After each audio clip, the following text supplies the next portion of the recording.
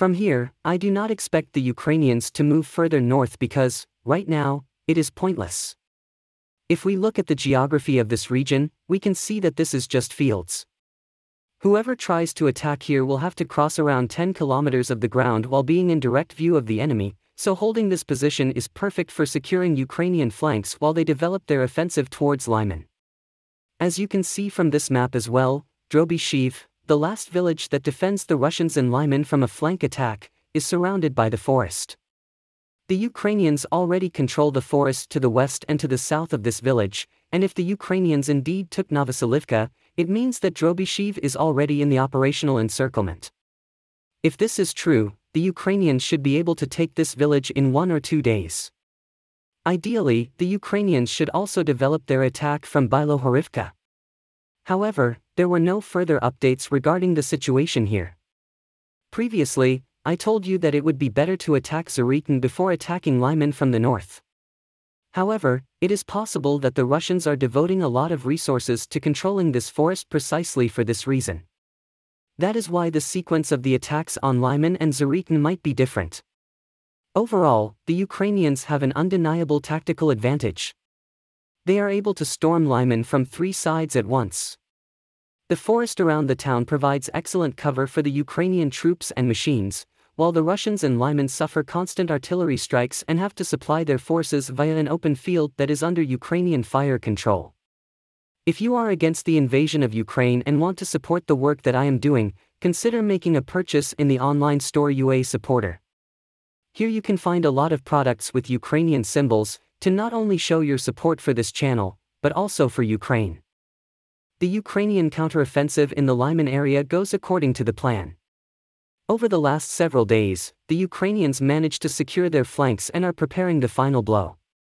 The ability of the Russians to protect the Lyman area appears to rapidly deteriorate as details emerge about the extent of losses by professional Russian combat units that have reinforced the DPR and LPR forces that were mainly holding this town for the first several days.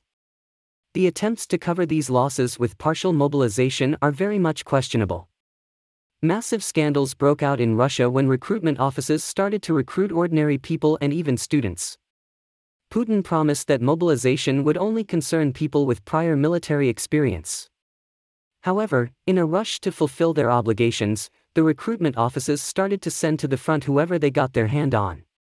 Protests against mobilization took place in 42 cities across the country. In Khaborovskyi Krai, residents started a petition to send their Governor Mikhail Degtyaryov to the frontlines in Ukraine after he talked too passionately in his campaign about how good it would be to fight in Ukraine. Overall, the tensions inside the Russian Federation are increasing, maybe even reaching historic highs. This has a considerable influence on what is happening on the fronts. Some of the Russian brigades that suffered up to 50% combat losses are in dire need of more men. But just imagine how much the quality of these professional brigades will degrade if they receive old farmers instead of people with prior military experience. If the Russians want to stand their ground, they need something more than just cannon fodder because the Ukrainians are advancing, and they are doing it very effectively. The last time we covered the situation, the fights were taking place in Urova and Oleksandrivka. The Ukrainians liberated Urova, and I told you that before moving further, they needed to conduct a broad attack on the sparsely located villages to the north to protect their flanks.